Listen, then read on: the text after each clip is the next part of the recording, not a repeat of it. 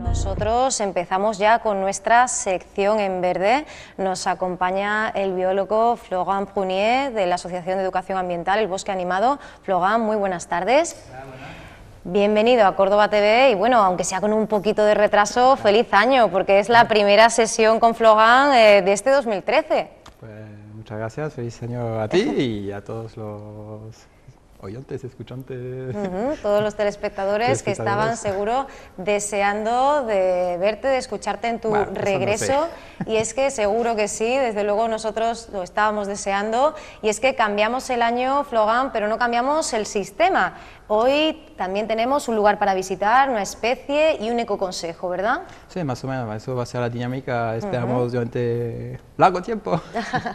Bueno, y empezamos, si te parece, por ese lugar que se esconde en el Cerro de los Murciélagos. Una cueva que lleva además el mismo nombre a 4 kilómetros de Zueros. En primer lugar, Florent, te voy a preguntar por qué elegimos este paraje y además por qué lo hacemos en esta época del año. Pues mira, yo creo que para que transmitir más las emociones y también para facilitarme un poco la vida, pues podemos hablar de cosas que estamos un poco disfrutando nosotros mismos, ¿no? Entonces, como hicimos una salida de la asociación hace poco tiempo en la Cueva de los Murciélagos y ahí cogimos información de primera mano y tal, pues entonces pensaba que era una buena idea. La verdad es que te doy ganas de decir que siempre es bueno ir a visitar la cueva porque, como sabrá todo el mundo, pues una cueva se caracteriza, pues una vez que has pasado la entrada, ¿no? pues hay una temperatura bastante constante dentro de una cueva. Entonces, en este caso, son 9 grados. Entonces, en invierno, cuando hace frío, pues tú vas a la cueva y tienes ahí un recovejo y es estupendo. Y en verano, cuando hace mucho calor, pues ahí y entras y sigue a 9 grados. Entonces, hay una... Es un buen plan para todo el año, ¿no? Entonces, ¿no? Hombre, eso adelantamos un poco el tema siguiente, pero eso es una de las razones por cuales los seres humanos y, bueno, pues siempre han tenido querencia para las cuevas, ¿no? Conocida en toda Europa, es uno de los yacimientos neolíticos más importantes de Andalucía y hay que decir que el primero en descubrirnos el Paleolítico superior en el interior de nuestra comunidad autónoma. Y es que no es ya visitar la cueva, como decíamos, por esa temperatura, por esos atractivos propios de este tipo de actividad, sino porque dentro nos encontramos pues un importante acervo, ¿no?, de tipo arqueológico. Sí, exactamente. Entonces, realmente, la cueva del Murciélago está en el Parque Natural de la Subética, entonces muy próximo a nosotros. Sí. Se localiza en un sistema que vamos a llamar kárstico, o sea, son esas piedras calizas que a través de la acción del tiempo pues se disuelve la roca y hace formaciones ahí muy espectaculares, ¿no? Entonces, pues, en todas las regiones españolas donde hay caliza, pues incluso en los yesos de Sorbes, existe este proceso y se forman esas cuevas kársticas, ¿no? Entonces, muchas veces, pues esas cuevas son magnificentes, ¿no? Porque tienen ahí las estalactitas, los estalagmitas, son grandes, ahí con unas salas impresionantes. Bueno, bien. En la cueva de los Murciélagos eso está también, pero no destaca tanto por su grandilocuencia, digamos, ¿no? Pero sí es cierto que como ha sido una cueva ocupada por el ser humano durante muchísimo tiempo, por lo visto arrancando desde el Neandertal, entonces hace 50, 60 mil años. Y entonces, pues a lo largo de todo este tiempo, pues el ser humano la ha ocupado. Y entonces ahí hay un registro paleológico que no hay en muchos otros sitios, ¿no? Entonces, por eso, de ahí la importancia. Entonces, tú cuando vas a visitar la cueva, pues, evidentemente disfrutas de este paisaje kárstico, de la emoción ahí de pasar, porque es pequeñita, hay que agacharse, hay que pasar por espacios pequeñitos, hay muchas, ¿cómo se llama?, escaleras, entonces hay que bajar 100 metros. La claustrofobia hay que dejarla, ¿no?, fuera, ¿no? Sí, entonces es verdad que es apasionante, que bueno, las personas que son muy activas y que hacen todo tipo de excursiones, pues le va a parecer interesante y bueno, una cosa normal, entre comillas, pero si tú no estás muy acostumbrado a pasear, es verdad que es toda una aventura, ¿no? Porque tienes que entrar en un espacio bastante, bueno, totalmente cerrado, en las entrañas de la Tierra, ahí hay, bueno, hay iluminación porque hay todo un sistema eléctrico. Pero bueno, hay que bajar hasta el fondo y bueno, pues eso es bastante emocionante. Y es que hablábamos de los habitantes humanos, ¿verdad? Sí. Pero habría que hablar también de por qué, y la razón es obvia, ¿verdad? Se llama la Cueva de los Murciélagos, ¿no? Sí, quizás podemos acabar con lo que podemos ver a nivel de restos humanos, ¿no? Entonces, lo que decíamos antes, la cueva arranca la ocupación por el hombre de Neandertal, que es un poco nuestro primo hermano, una especie humana que estaba sobre todo muy a gusto en periodos fríos, digamos, muy adaptada a los grandes fríos. Y pues después pues otras generaciones lo ocuparon y lo que es muy importante por lo visto, vamos que lo digo sobre la explicación evidentemente del guía que tenemos, muy interesante. Entonces pues ahí en la prehistoria, digamos, hay dos periodos, el paleolítico y el neolítico, que nunca sabemos muy bien cómo se ordena esto, ¿no? Pero paleo quiere decir antiguo. Entonces, paleolítico, lito es la piedra, entonces la época de la antigua piedra y, digamos, la época de la nueva piedra, ¿no? Entonces, la nueva piedra, pues, es el momento en el cual pues, hay una revolución cultural y entonces, pues, el hombre, pues, ya empieza, pues, a ser más cerebral, digamos, sí, quizás. Y entonces, pues, cuando empieza más la agricultura, cuando empieza a pintar, a hacer como las pinturas rupestres, cuando empiezan los ceremoniales funerarios, y entonces, pues, en la cueva, pues, todo eso está. Entonces, pues, hay el resto de una tumba de una mujer, que no se puede ver, pero bueno, sabemos que está. Por lo visto, el esqueleto está aún en la cueva y el cráneo está en el Museo Arqueológico de Córdoba. Hay pinturas rupestres que son espectaculares, porque bueno, pues, se ven, que ya está, es maravilloso, y además son únicas, ¿no? Porque representan como una especie de manada de cabras, de ibex, con ahí unos cuernos muy alargados, y por lo visto pues eso es la única cueva que hay en Europa con esas pinturas. Y también han encontrado como restos de trigo tostado, con lo cual también pues hay evidencia que aquí había la agricultura. Entonces, cada cosa es pequeñita, imagínate tú, las semillas de trigo, eso es poco espectacular, pero en fin, todo el conjunto hace que es bastante apasionante, ¿no? Entonces, después, lo que estabas diciendo, la cueva de los murciélagos, pues se llama de los murciélagos, pues porque había un montón de murciélagos. Entonces, cuando fuimos, pues vimos murciélagos. Entonces, aún quedan algunos. De hecho, vimos por lo menos 2 especies y había 3 o 4 están escondidos. En invierno están haciendo una hibernación.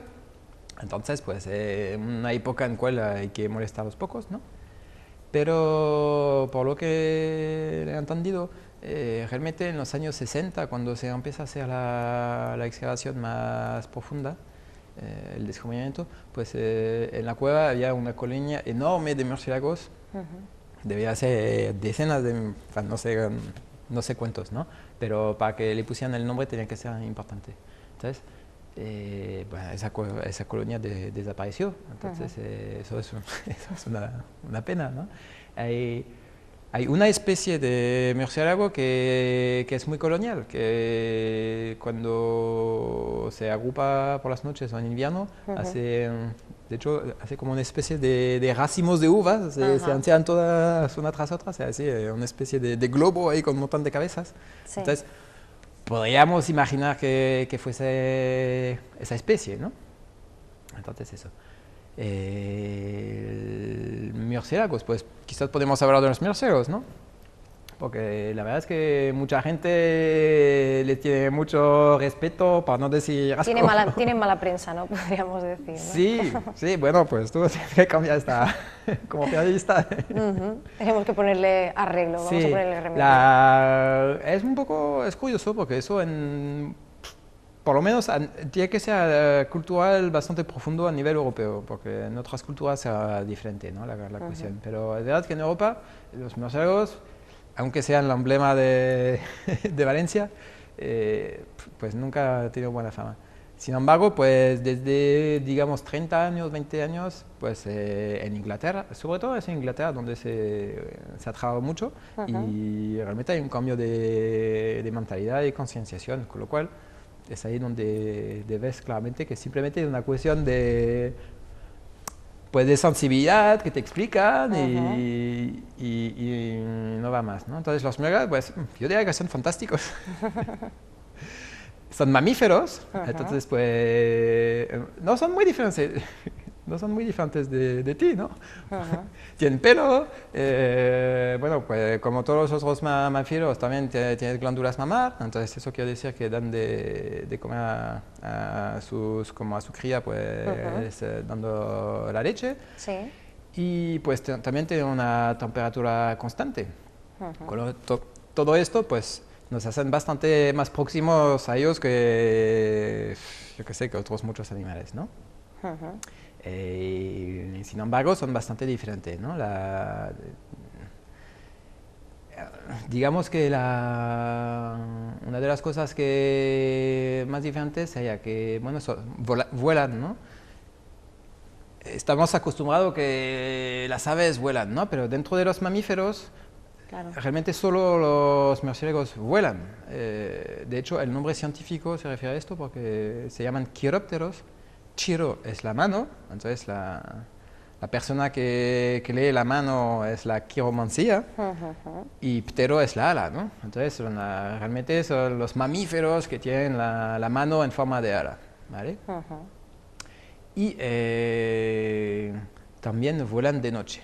Entonces, el asunto de volar de noche, pues no es casual, porque también, porque no vuelan de día, es que podría ser perfectamente válido, ¿no? Y entonces, pues las hipótesis que se rebajan, pues es que los dueños de los aires durante el día, pues son las aves.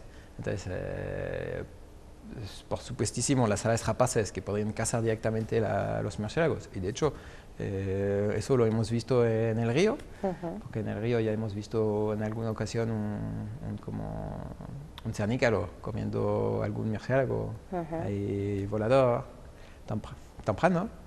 Y también, pues, también por la competencia, porque hay muchísimas especies de pájaros y si sumimos todos los pájaros y todos los murciélagos al mismo tiempo, pues eso no funciona. Entonces, pues, la naturaleza, por medio de la selección, pues hubo un momento que se ha dirigido, o sea, casualmente se ha obtenido que, por un lado, más o menos las aves, salvo los cárabos, que ellos van de noche y los autillos, ¿no? Pero las aves, más o menos, están de día, aprovechando el espacio, y los murciélagos, pues, ocupan la noche, los señores de la noche. Entonces, claro, dices después, eso está muy bien, pero se tienen que desplazar. Entonces, ¿cómo se desplazan por la noche? Pues entonces tienen la lengua y la nariz, la nariz y las orejas muy extraños. La verdad es que cuando los ves, eso es la cosa que no reconoces.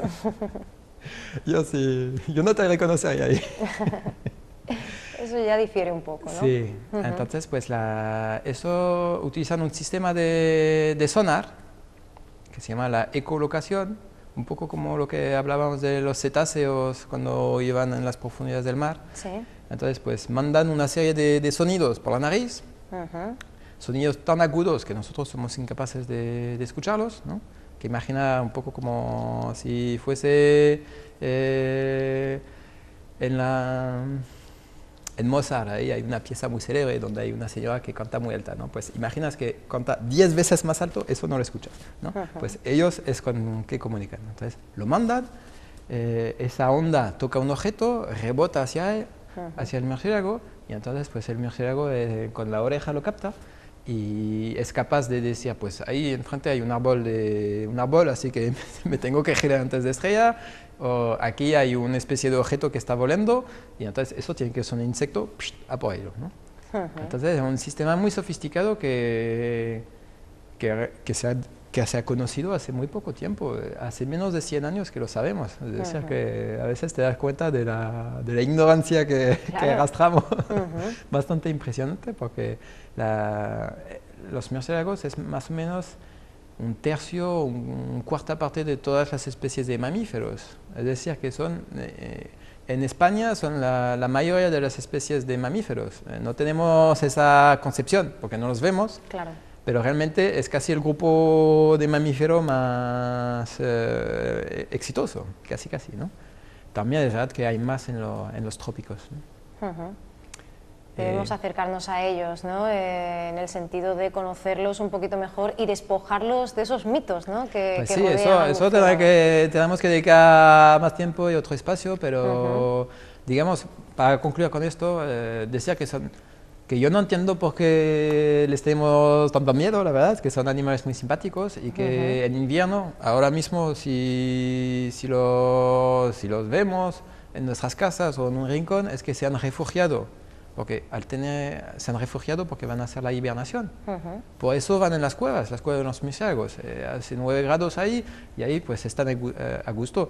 Son seres muy pequeñitos, entonces pierden el calor de una forma brutal, entonces tienen que comer muchísimo. En invierno no hay mariposas para comer, entonces pues ahí no tienen otra elección que ir a hibernar. Entonces, si les molestamos ahora, si les despertamos, pues lo más probable es que les cuesta tanta energía el proceso de despertar, de ver lo que está pasando, de huir, de volver como a un refugio, de volver a ponerse a hibernar, que eso les gasta tanta energía que pueden directamente morir, ¿no?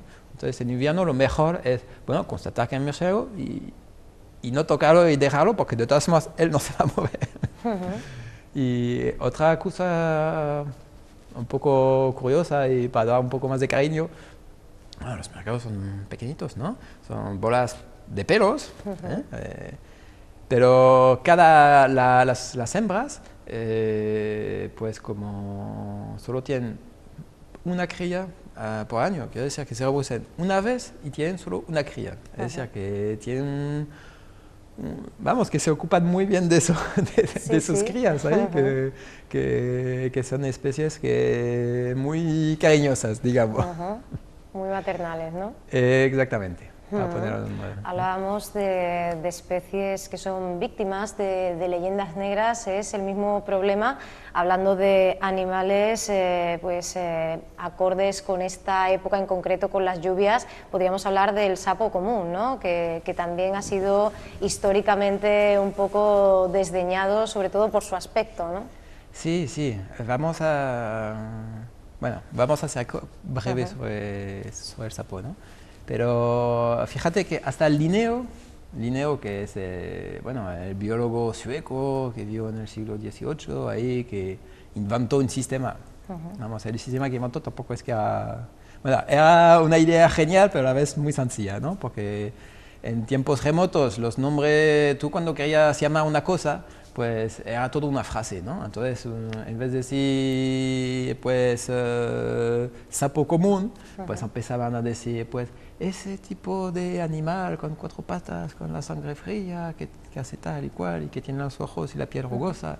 Entonces, eso era muy largo, ¿no? Y claro, para comunicar un poco laborioso. Entonces, el Linneo, pues, decidió, pues, mira, tú coges en 2 palabras, así inventamos el nombre científico. Bueno. El nombre científico del sapo común es bufo. La verdad es que el origen del nombre la verdad es que ahora no lo sé, pero te puedes imaginar que tiene una relación con el sonido que está haciendo, ¿no? El bufo, el nombre del, ¿cómo se llama? Y hay una rapaz nocturna también, el búho. Bueno, el búho se llama también bubo. Entonces puedes imaginar que los nombres tienen relación. Es un proceso onomatopéyico, ¿no? Exactamente. Pues este buen hombre, Linneo, tenía odio a los anfibios, y en particular a los sapos. Les encontraba repugnantes, con la piel ahí verrugosa, también bueno, cuando se pone el agua ahí viscosa. Vamos, y además, para Massinri, la reproducción del sapo es bastante espectacular, ¿no? Porque los machos congregan en una charca, sí, y se ponen ahí a cantar lo más fuerte posible, y sobre todo más fuerte que el vecino. y después las hembras pues, llegan, visitan las charcas un par de días solo. El macho se puede quedar mucho tiempo, pero la hembra se visita, hace lo que tiene que hacer y se va, ¿no? Y entonces, cuando un macho como llega encima de... Bueno, cuando hay un encuentro, pues la fertilización es externa. Es decir, que los anfibios son... Bueno, pues... no tienen aparato sexual muy sofisticado, digamos. Es un agujero y todo vierte. Entonces, pues el semen sale del agujero y de la hembra los huevos no fertilizados también salen de su cloaca, y pues en el agua ahí se tienen que mezclar. Entonces, imagínate tú, eso no es muy... Digamos que en el agua ahí hay una especie de mejunje, ¿no? Sí. ¿Qué pasa? Pues que ahí hay otros sapos, otros machos, que aprovechan y dicen, una fiesta, yo me apunto. Y entonces tú puedes ver hasta una hembra de sapo, que suelen ser bastante más grandes que los machos, 3 o 4 veces más grandes, ¿sabes? Una hembra de sapo puede ser grande así, impresionante. Entonces puedes ver bolas de sapo. Una bola de sapo es una hembra ahí que está en el agua y diciendo, ¿qué está pasando ahí? Y hay 5, 6, 8, 10 sapos ahí todos en congregación. Entonces yo no sé si este comportamiento también al Linneo le resulta un poco chocante. Al menos chocante desde su puede ser, perspectiva, ¿no? un poco más religiosa, ¿no? Digamos. Entonces, y bueno, pues normalmente a la gente también no les gusta mucho los sapos, cosa que es curiosa porque, por lo menos en Andalucía, no es tan fácil ver un sapo, ¿sabes? De hecho, dicen que el sapo común cada vez es menos común, ¿no? Exactamente, y sí, totalmente cierto. El sapo común y, digamos, todos los anfibios en general. Bueno, pues son animales que necesitan el agua, básicamente. No pueden vivir sin el agua. Entonces, no es que pasan mucho tiempo en el agua, pero el renacuajo tiene el desarrollo en el agua. Tanto los murciélagos pueden vivir mucho tiempo, los anfibios también. Un sapo puede vivir 20 años perfectamente. Cosa que, bueno, te deja un poco, vamos, que perplejo. Y además por tú cuando eras un niño, levantas una piedra de un sapo, es más viejo que tú. Y además por seguir enlazando y encontrando parecidos, semejanzas con los murciélagos, hay que decir que también son crepusculares y nocturnos, ¿no? Exactamente. Eso tiene relación también con pues que necesitan el agua pues para la reproducción, pero también tiene una piel que no es impermeable. Entonces ahí es un poco un tema diferente del murciélago. El murciélago, él huye de las aves que son ahí tan, digamos, performantes, y también algunas depredadores. El sapo también tiene muchos depredadores. De hecho, no tiene... El único mecanismo de defensa que tiene es que sabe mal. Es decir, que tampoco se defiende mucho. Ahora, tú comes un sapo y ya vamos. Pero tiene una piel que es permeable. Es decir, que la piel transpira directamente, no tiene un mecanismo que la aísle un poco del ambiente. Entonces, si un sapo sale al aire libre, pues eso se deseca y se momifica en 0 grados, ¿no? Entonces, por ello, pues salen por la noche.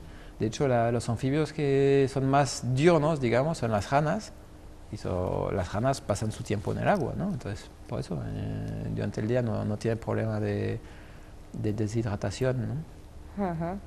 Hablábamos antes de la importancia, ¿no?, de tener información y de adquirir conciencia, porque la mortandad se ha incrementado en las últimas décadas, podríamos decir, por exceso de radiación, también por la disminución de la capa de ozono y por la infección de cierto hongo. Pero bueno, como decíamos, también es un elemento a añadir esa falta de empatía, ¿no?, esa falta de cercanía con esta especie, ¿no? Sí, bueno, sería digamos la primera razón, ¿no? Claro. Casi, porque si todo el mundo fuese consciente de... Habría una mayor No preocupación. solo que son animales bonitos, pero que claro, también que son importantes, que son animales que surgen, que están en la superficie de la Tierra desde, bueno, no sé, quizás 400 millones de años, o bueno, vamos, una cosa que es bastante impresionante.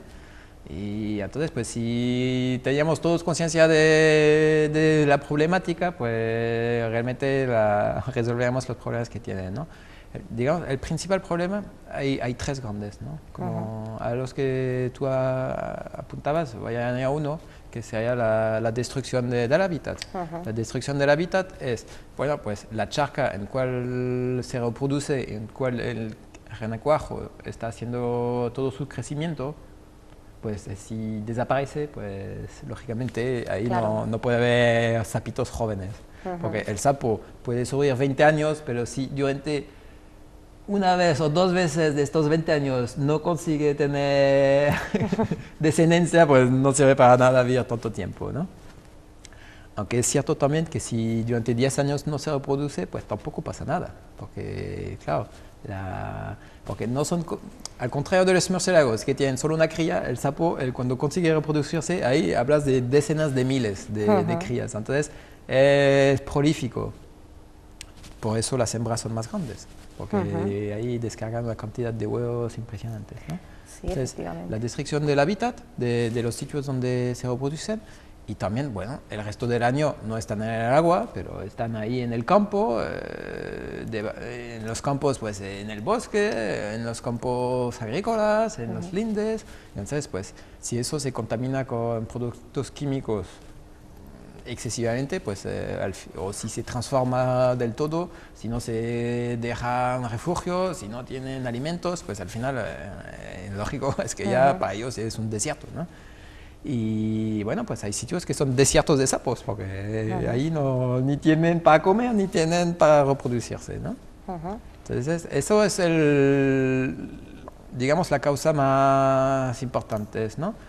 Y después, pues, bueno, lo que decías tú de las radiaciones, pues, se ha trabajado como hipótesis, pero sobre todo el tercer punto.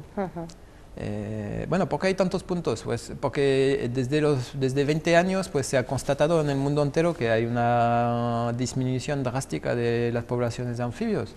Es decir, que los científicos, pues, y bueno, todo el que va al campo mucho, pues nos hemos dado cuenta que los anfibios van muy, muy, muy mal. Es decir, que han bajado de una cantidad tremenda, ¿no? Entonces, pues se ha buscado las razones, ¿eh? Y una de las razones más importantes, pues sería que hay un hongo pues que se desarrolla en las pieles de los anfibios y que al final los mata. No hablamos de un hongo de una seta, ¿no? Hablamos de un hongo como un moho o como algo una bacteria. similar. Bueno, una bacteria no. Un hongo, Bueno, pero digo, parecido, sí, para que entendamos que no estamos hablando de un hongo comestible, ¿no? Precisamente. Que no es macroscópico, ahí hablamos de cosas microscópicas, ¿no? Y bueno, pues hay sitios del mundo que poblaciones han desaparecido y también en España, con lo cual es una cosa que no parece que nos toca a nosotros también, ¿no? Y eso que sigue estando catalogado como preocupación menor porque está dentro del Atlas o el Libro Rojo de los Anfibios y Reptiles de España, pero todavía en esa categoría, ¿no? Sí, Entonces, esto se refiere al sapo común, el bufo. Exactamente, el del que hablamos al principio. Eso es. Del orden anuro. Después, sí. lo que hablamos de la desaparición, eso se aplica en general a casi todos los anfibios y algunos más. Pero como el sapo común es el más común de todos los anfibios, pues menos. Aunque el matiz es que es el sapo común, sobre todo en climas más pues nórdicos, más temperados, ¿no? En clima mediterráneo, Andalucía, pues el sapo común, pues sobre todo pues en las zonas de sierras, en las zonas donde hay bosques, porque le gustan muchísimo los bosques, ¿no? Entonces, eso sería, digamos, su territorio. Pero es cierto que también no se ve cada día. En el río, pues lo hemos visto un par de veces, pero... Eso te iba a preguntar por el seguimiento, que yo sé que no se os escapa. Efectivamente. Entonces, el río sí, hemos observado alguna vez, una vez atropellado, el pobre estaba ahí un poco seco. Pero otra vez vimos una hembra y de hecho, era curioso porque la pobre estaba en medio del camino, ahí inmóvil, ahí, poniéndose así sobre las patas, inmóvil, y como que nadie la vea. Ahí nadie me ve, no, estaba en medio del sendero, con lo cual era un poco frío. Y después, una vez que se dio cuenta que efectivamente había una especie de grandullón, un ser humano ahí, o algo que estaba ahí inspeccionando, pues ahí se infló todo lo posible. Entonces, como decía, una hembra de sapo es grande, pero si se infla ya es una masa bastante impresionante, porque su objetivo es que, claro, que el tamaño del sapo inflado sea mayor que el tamaño de la boca del depredador. Entonces, exactamente. Entonces, si no cabe en la boca, pues tiene la posibilidad de que no lo comen, ¿no? Sobre todo porque tiene esas glándulas ahí que producen un veneno, ahí que se parece a una especie de leche, pero que mejor no probar, ¿no? Y entonces, pues ahí estaba la hembra. Pero bueno, en el río no se reproduce, ¿no? Porque necesita una charca y en el río no hay. Porque si se reproduce en el río, rápidamente los pobres janacuajos ahí llegarían al mar y perderían todo y se deshidratarían con el agua del mar, ¿no? Bueno, Florent, nos hemos acercado al Parque Natural de las Sierras Subbéticas. Hemos hablado hoy no de una especie, sino de dos, ¿verdad? Hemos aprovechado ahí la coyuntura. Y además tenemos también que hablar de cómo cuidamos el medio ambiente desde casa. Tú nos propones en ese ecoconsejo el huerting, ¿no? El huerting, sí. Sí. Bueno, en la asociación tenemos un proyecto que se llama Lechugas Urbanas. Entonces, Lechugas Urbanas es tener una especie de pequeñas armadas de lechugas que andan por las ciudades. Y el proyecto pues es básicamente pues decir, bueno, casi todos tenemos en nuestras casas pues un balcón, un patio, un pequeño trozo de azotea, un pequeño espacio. Y en este, bueno, pequeño o mayor. Y entonces en esos espacios, pues ahí podemos disfrutar de ser un hortelano. Entonces pues podemos poner macetas y ahí pues poner hortalizas, ¿no? Y entonces pues lo que proponemos o lo que intentamos difundir un poco es que, bueno, que todo el mundo pues instalamos en casa pues una maceta. Macetas hay de todos gustos, la verdad, es que eso ya lo hablamos otro día y con fotos y vamos, que hay muchas posibilidades, unas bastante sofisticadas y otras que, vamos, totalmente ahí recicladas y que no te cuestan ni un duro. Y ahí pues planta lechugas, que eso por ejemplo es una cosa que funciona muy bien, y pues producir una verdura casera, ecológica, porque no le vamos a poner ningún tipo de fitosanitario, y entonces pues va a ser una hortaliza, una verdura bueno, estupenda y totalmente nutritiva al 100%, sin residuos, y disfrutarlo, ¿no? Disfrutar de tener en casa, pues ver desde la semilla o desde el plantón cómo crece, ahí disfrutar de ver que ya está el tiempo de la recolecta se aproxima y después, bueno, en la cocina ya... Se nota muchísimo la diferencia, ¿no?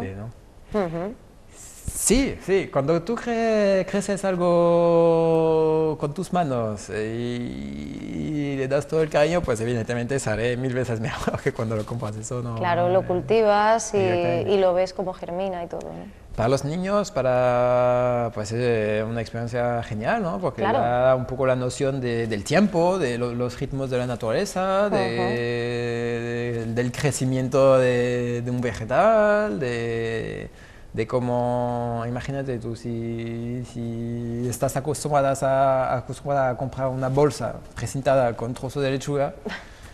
La diferencia. Efectivamente, ¿no? Para Claro. que se da cuenta, pues, y también, pues, se puede crecer mucho, vamos, que muchas cosas se puede hacer en casa, ¿no? Y además, se puede dar un buen abanico de una diversidad vegetal, ¿no? Muy bien, y además podemos protegerlo, ¿no? Tenemos los medios para proteger estas plantaciones de bajas temperaturas, Sí, incluso invierno, de sí. heladas, ¿no? En invierno, pues, hombre, los balcones, para empezar, normalmente, pues, los balcones son sitios un poco resguardados, ¿no? Claro. No siempre, pero ahí lo importante es ver en su casa un poco los espacios y ver los microclimas, ¿no? Porque es verdad que un sitio relativamente pequeño, por la presencia de las paredes, de la exposición, de dónde sale el sol, de un corriente de aire o tal, hay muchas diferencias entre un pequeño sitio u otro, ¿no? Entonces ahí lo más importante es un poco tener un poco básicamente es el sitio donde mejor lo pasas. Para Claro ti, que si sí. en invierno estás bien, pues ahí probablemente es el mejor sitio para poner las macetas, ¿no? Y hacer que sobrevivan hasta la primavera, ¿no? Eso es algo que Exactamente. conocéis bien en esa red lechuguera, ¿no? Esas lechugas Sí. urbanas, ¿no? Yo, bueno, mira, he traído hoy Has traído una ajos. cabeza de ajo. Bueno, todo el mundo sabe lo que son los ajos, pero me dicen, no, tráelo porque a veces después ya no se sabe muy bien cómo se tiene miedo y tal. Bueno, un ajo que en el frigorífico o en casa Sí. ha pasado tiempo, ya empieza a germinar, ¿no? Sí. Bueno, eso ya es el esbozo de las futuras hojas. Sí. Entonces, bueno, hay dos posibilidades. Bueno, aún si es pequeño lo puedes comer, pero si es grande ya tienes dos caminos. O lo tiras a la basura o dices, hey, ahí, bueno, no exactamente una semilla, pero bueno, un ajo, un bulbo Sí. que ahí puede dar una nueva planta. Lo cojo una pequeña maceta que no tiene que ser grande, Claro. un poco de tierra y esperar a varios meses, porque los ajos necesitan su tiempo, porque crece, pero lo que solemos comer no es la hoja realmente, Claro. aunque, bueno, se puede comer tierno, ¿no? Pero entonces la planta tiene que hacer todo el crecimiento de las hojas y después tiene que volver a hacer todo el, pues, el ajo, ¿no? Entonces eso es el órgano de reserva de la planta. Realmente ahí va a pasar el mal tiempo en invierno, la planta se refugia aquí, ¿no? En el bulbo. Entonces, pues tiene que crecer y volver a hacer las reservas y una vez que la reserva está hecha ya se puede comer. Pero bueno, eso se ve porque el pie se pone un poco más, se pone el bulbo ahí a la vista y entonces se ve perfectamente cuando se puede comer, ¿no? Un gran ecoconsejo, agricultura biológica en casa, que puede incluir incluso plantas medicinales, ¿no? No solo para comer, ¿no? Bueno, la planta típica y muy fácil de... Ay, agave, no la agave, la otra... Hay una planta por ahí, ¿verdad? Sí. Tipo medicinal que podríamos encontrar en cualquier herboristería, pero que también podemos cultivar en casa, ¿no? Sí, bueno, sí, o las plantas, sobre todo las aromáticas, que Claro. son pequeñitas, que bueno, pues poner en la comida. Pero digamos que lo más sencillo es empezar con producciones de ciclo corto. Entonces, pues coincide mucho con el invierno eso. En invierno, ¿cuál es? Porque, bueno, este proyecto va un poco en la línea de consumir pues, productos de temporada, ¿no? Claro. Porque ¿por qué vamos a consumir ahora productos fuera de temporada? Iba a decir, ¿por qué vamos a consumir tomates? Pero quizás me van a matar. Entonces, bueno, aprovechar, ¿no? La los productos de temporada, estamos, sí. pues, ¿cuáles son? Pues los productos de temporada, pues, pues no son frutas. Sí. Es decir, que hablando del tomate antes, el tomate es una fruta, ¿no? Aunque es una hortaliza, pero lo que se recolecta, pues la berenjena es igual, no es una fruta. Pero en invierno, pues no hay frutas. Entonces, ¿qué hay? Pues hay hojas. Entonces, las hojas pues, suelen ser de plantas que crecen bastante rápido, ¿no? Entonces, pues son las lechugas, son las acelgas, las espinacas, los grelos. La escarola, la rúcula. Bueno, por supuesto, todos los tipos de lechugas. Y entonces, pues, es eso que esas plantas pues, crecen rápido también. Claro. Entonces, eso nos viene fenomenal, fenomenal para consumir ahora y también para poner en la huerta, en el balcón. Bueno, pues seguiremos aprendiendo, si te parece, en siguientes sesiones, Florent, de esa propuesta, de ese ecoconsejo, ese huerting que se puede realizar, se puede llevar a cabo pues a lo largo de todo el año. Ya veremos cómo lo podemos hacer. Habrá épocas en las que lo tengamos más complicado, ¿verdad? El verano, bueno, el verano es terrible, pero bueno, si hacemos plantaciones de cosas de corta podemos ir duración, adaptando, pues ¿no? En el verano no podemos nadar y ya está. Pero...